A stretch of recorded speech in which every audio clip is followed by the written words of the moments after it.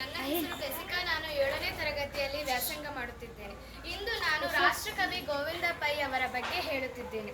ರಾಷ್ಟ್ರಕವಿ ಗೋವಿಂದ ಪೈ ಎಂದು ಕರೆಯಲ್ಪಡುವ ಮಂಜೇಶ್ವರ ಗೋವಿಂದ ಪೈ ಒಬ್ಬರು ಕನ್ನಡ ಕವಿ. ಇವರು ಹುಟ್ಟಿದ್ದು 1883 ಮಾರ್ಚ್ 23ರಂದು.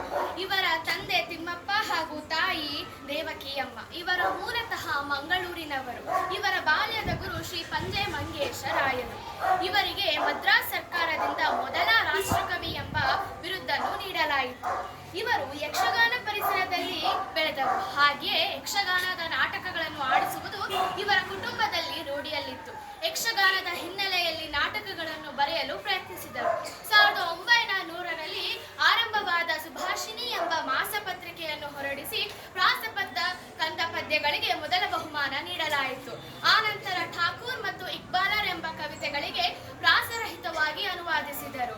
ಹಾಗೂ ಗೋವಿಂದ ಪೈ ಅವರು ಮದ್ರಾಸಿನ ಕ್ರಿಶ್ಚಿಯನ್ ಕಾಲೇಜಿನಲ್ಲಿ ಡಾಕ್ಟರ್ ಸರ್ವೇಪಲ್ಲಿ ರಾಧಾಕೃಷ್ಣನ್ ಅವರ ಸಹಪಾಠಿಯಾಗಿದ್ದರು.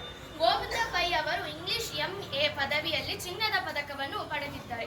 ಹಾಗೆ ರಾಷ್ಟ್ರಕವಿ ಗೋವಿಂದ ಪೈ ಅವರು ಕೊಂಕಣಿ, ತುಳು, ಕನ್ನಡ, ಸಂಸ್ಕೃತ, ತೆಲುಗು, ಮಲಯಾಳಂ, ಮರಾಠಿ, ಸ್ಪ್ಯಾನಿಷ್, ಪರ್ಷಿಯನ್, ತುಳು, ಉರ್ದು, ಪ್ರಾಕೃತ, ಹಿಂದಿ, ಗುಜರಾತಿ ಬಹುಭಾಷಾ ಅಭ್ಯಸಿಸಿ ಬಹುಭಾಷಾ ಪಂಡಿತ ಎನಿಸಿಕೊಂಡಿದ್ದಾರೆ. ಸಾಹಿತ್ಯ ಪರಿಷತ್ತು 1915ರಲ್ಲಿ ಬಾಂಬೆಯಲ್ಲಿ ನಡೆದ 34ನೇ ಕನ್ನಡ ಸಾಹಿತ್ಯ ಸಮ್ಮೇಳನದಲ್ಲಿ ಅಧ್ಯಕ್ಷ ಪದವಿ ನೀಡಿ ಪುರಸ್ಕರಿಸಿದ್ದಾರೆ.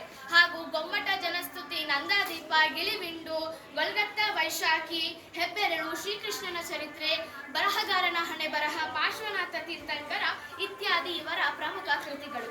ಗೋವಿಂದ ಪೈ ರವರು 6/9/1963ರಲ್ಲಿ ನಿಧನರಾದರು. ರಾಷ್ಟ್ರಕವಿ ಗೋವಿಂದ ಪೈ ಅವರ ಬಗ್ಗೆ ಮಾತನಾಡಲು ಅವಕಾಶ ನೀಡಿದ್ದಕ್ಕೆ ತಮಗೆಲ್ಲರಿಗೂ ಧನ್ಯವಾದಗಳು.